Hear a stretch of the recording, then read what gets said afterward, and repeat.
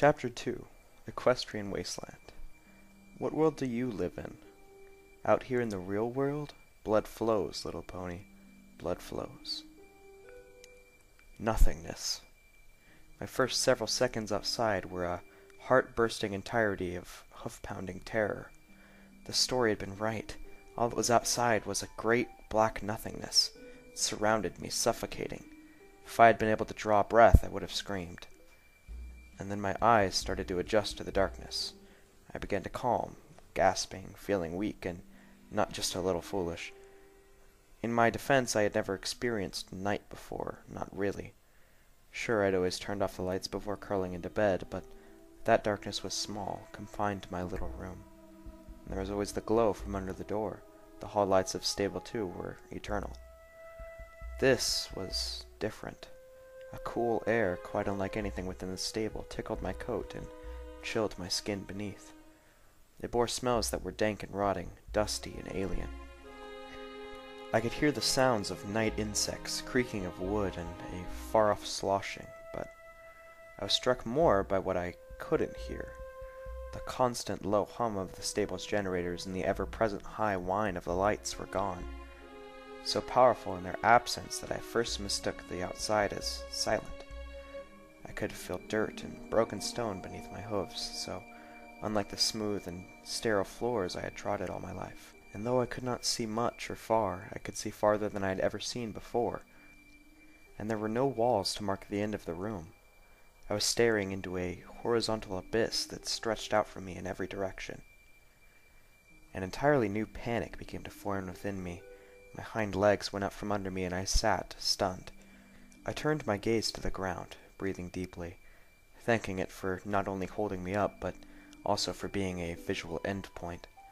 Then I made the mistake of looking up into the sky, and the absolute endless upness of it sent my head spinning and my stomach lurching. Great masses of clouds rolled over most of the sky, but there were gaps through which soft light poured, and through those I could see the up went on forever. Insanely, I thought of the clouds as a great net made to catch me if I fell from the earth into the yawning gulf above, but if I slipped through the holes I would just fall up forever. I clenched my eyes shut and tried to keep from vomiting. The fear and queasiness was intense, but passing. Once my facilities returned, I began to notice that those things that had escaped me in my initial panic. The surrounding terrain was becoming evident. The world around me did not stretch out evenly. The ground heaved and rolled, hills creeping towards mountains. The earth was punctured by the upthrusting black fingers of long-dead trees. Along distant hilltops I could see the swaying, leaf-shrouded branches of healthier woods, but the living trees near Stable 2 were few, scattered, and sickly. Second, I noticed that my pitbuck was flashing a host of alerts. The map maker was already beginning to do its work on my new and unfamiliar surroundings, and, to my surprise, had already pulled a label from the other, Sweet Apple Acres. Turning around to get my bearings, my eyes were drawn to the large, hollowed husk of what I assumed had once been a magnificent house. Now it creaked and swayed in the breeze as if threatening to collapse. Looking to my pitbuck again, I noticed that it was picking up several radio transmissions. The radio broadcast from Stable 2 was dark, but new stations had taken its place. My heart leapt, for it was the first indication that there might be pony life out here after all. I nudged my pitbuck to make it start playing the first station on the list. Still sealed up. There's no way inside. My son, he ate one of the apples up from those damned apple trees up near the stable, and now he's terribly sick. Too sick to move. We've holed up in the cistern near the old memorial. We're running out of food and medical supplies. Please, if any pony hears this, help us. Message repeats. Hello? Is there any pony out there? Please. We need help. I was bringing my family up to the stable near Sweet Apple Acres when we were attacked by raiders. Only my son and I survived. We made it to the stable, but it's still sealed up. There's no way inside. My son, he ate one of the apples from those damned apple trees up near the stable, and now he's terribly sick. Too sick to move. We've holed up in the cistern near the old memorial. We're running out of food and medical supplies. Please, if anybody hears this, help us. The message repeats. Hello? My voice was filled with terrible resignation, as if the pony had already given up hope, and was just going through the motions. Shaken, I turned it off. I didn't think I could bear to hear it again. That is, when I noticed the soft ticking from my pip-buck. Checking it over, I discovered that its radiation detector, a feature that I had never known to be used, had self-activated. The cute little rainbow dial had always been planted firmly in the green. It was still there, but edging very discreetly towards the yellow. I couldn't just stand here beside what had long ago been the door to a simple apple cellar for the rest of my life. Well, I could, but it would be a relatively short and miserable life. A realization was dawning on me. With so many directions to go, what was the likelihood that I would choose the path that Velvet Remedy had followed? Even though she only had a few hours head start, the prospect of finding her was bleak. But I had to start somewhere, and the best chance I had was to get high up and have a look around. The ruins near me rose higher than any of the nearby trees, and the sheared-off roof of its upper tower was probably the best vantage point I could hope for. I closed my eyes, steadied myself, and went inside. What was left of the Sweet Apple Acres building proved sturdier than it looked or sounded. It was also almost barren. Anything of value that had survived had been looted, leaving only scraps that nobody wanted, but that time itself seemed unable to erase. Rusted shoes, boxes of soaps for cleaning dresses that no longer existed, a pitchfork with a shattered handle, a rake. I began up the stairs. My eyes were alerted to a feeble glow, the soft green color of a poisoned apple, bathing the room above. The glow came from the screen of an old terminal, a device of arcane science identical to the ones used throughout Stable 2.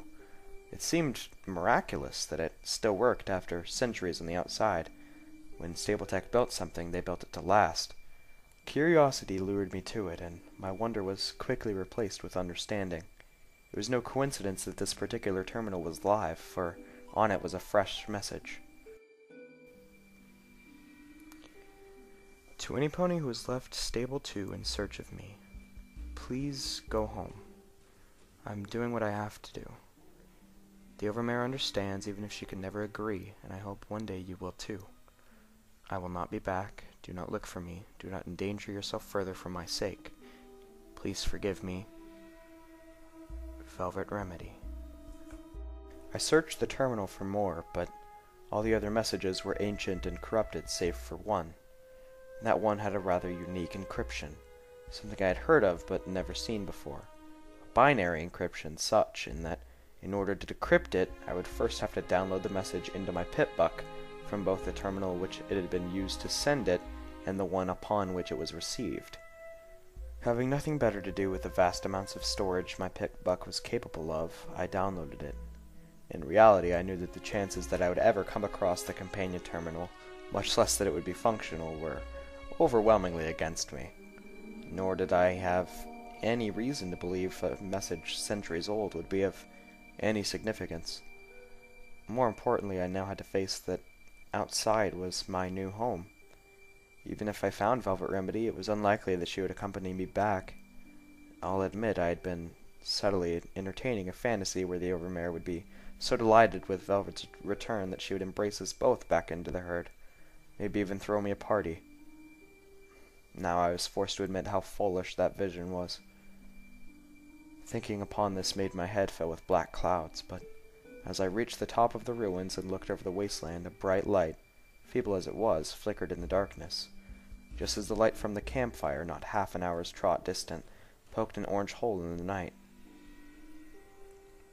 As I approached the circle of firelight, I knew something was off. Something about the way the dusty beige unicorn was laying on his mat of straw, legs curled up under him. Some tenseness in his body language. But it wasn't until I stepped hoof into the light and got a good look, a warm hello dying on my lips, that I saw he was gagged, and caught the glint of the flame against a few exposed links in the chains binding his hooves. Well, looky here. Walked up all nice and pleasant, didn't she? A large earth pony emerged from the shadows of a nearby rock. His hooves clacked metallically against the rocky ground, shod in cruelly spiked pony shoes. Two more ponies slid out of hiding on opposite sides, one other earth pony holding a shovel whose blade had been lethally sharpened, the other a unicorn, whose glowing horn levitated towards me, a short instrument of wood and metal with two barrels.